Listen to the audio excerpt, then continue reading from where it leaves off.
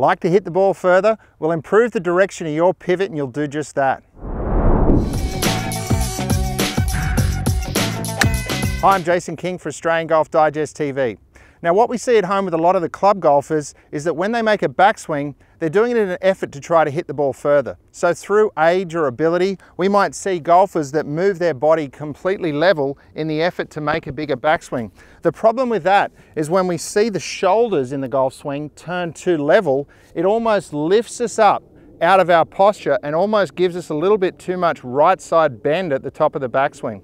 So that does a few things for how we use the ground. Firstly, it keeps us above the ground. When we think about that lead shoulder at the start of the backswing, ideally we want to see it move down towards our trail foot. Once we get to the top of the backswing, you'll see the direction of that shaft over my shoulders now is more diagonal.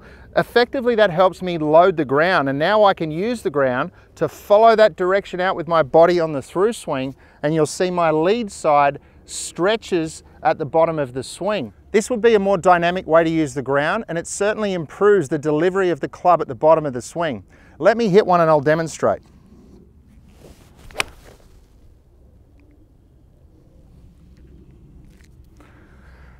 So what we see with the club golf is that they move in a completely different way.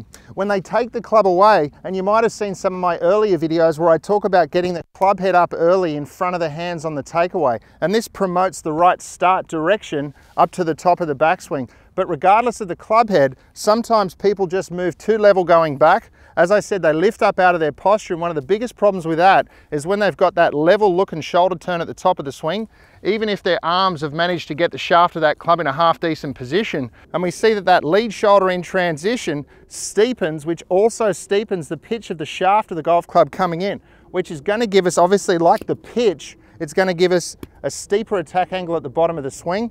It's also going to give us, in most cases, an outside in path. This is where a lot of complications can happen at that all-important impact with the club. So rather than have that lead side get to its nice long radius at the bottom and be able to have that flat left wrist supporting that club face, what we'd see is that the club golfers coming over the top are almost working into the ground. So now they've got to make an alteration to try to not slam that club into the ground.